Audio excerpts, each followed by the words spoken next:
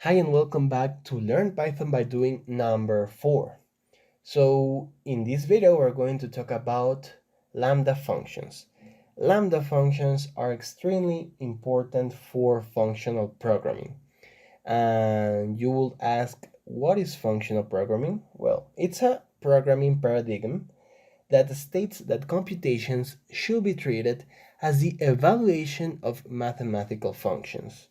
So that sounds kind of fancy, and I won't lie, functional programming is difficult, at least for me. So we're not going to talk about functional programming here. We're going to talk about lambda functions, what are them, how to use them, and these kind of things. Okay, so lambda functions are also called anonymous functions because they are unnamed.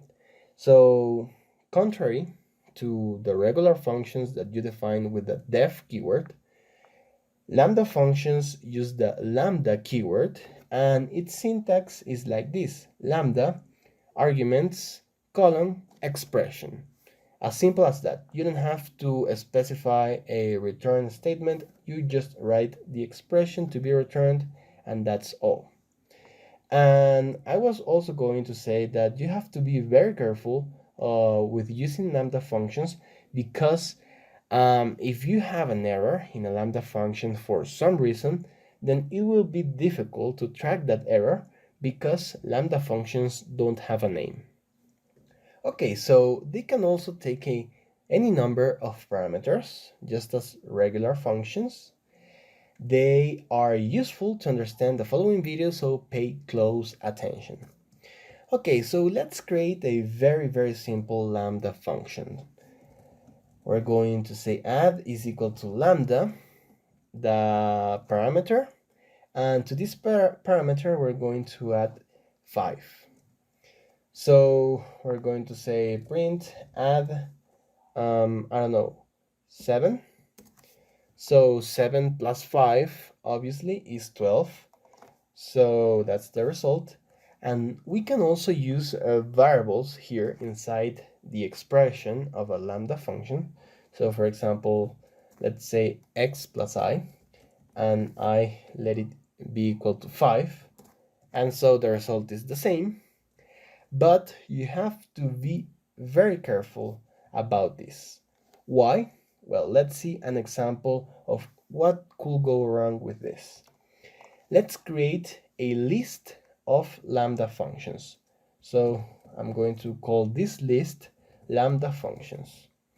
And I'm going to create a list comprehension, which is going to be like this. Lambda x plus j is going to be the returned expression. And I'm going to say for j in range from 0 to 3. Okay, so in theory, the first element of this list should be lambda x plus 0, right? So first lambda function, I'm going to extract it from the lambda functions list, and I'm going to say print first lambda function, and I'm going to pass the parameter or the number 5.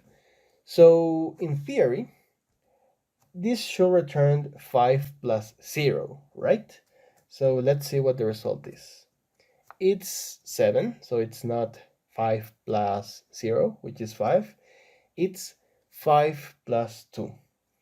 So what happened here? The lambda functions, all of them, took the last value of j, which is 2, because remember, j goes from 0 to 2. So this took the last value of j. Why? Because lambda functions are created at runtime. So the moment we executed this, the lambda function looked for the last element, for the last value of j, and say, hey, it's 2. Then I'm going to use 2 for the expression, and that's why it printed 7.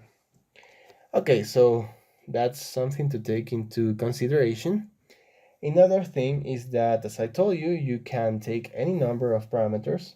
So let's say multiplication, and let's create a lambda function that receives two parameters, lambda a comma b, and it's going to multiply these two numbers. So let's say multiplication of 5, of 4 and 5, it's 20. So nothing special happened here. We just took two parameters. We could take 3. So let's add another one.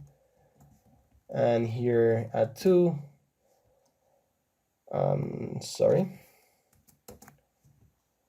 4 times 5 times 2, it's 40. So that's all. Okay, so we're going to use lambda functions extensively in the following videos. So I hope you like this one and review your lambda functions by practicing them. See you in the next one.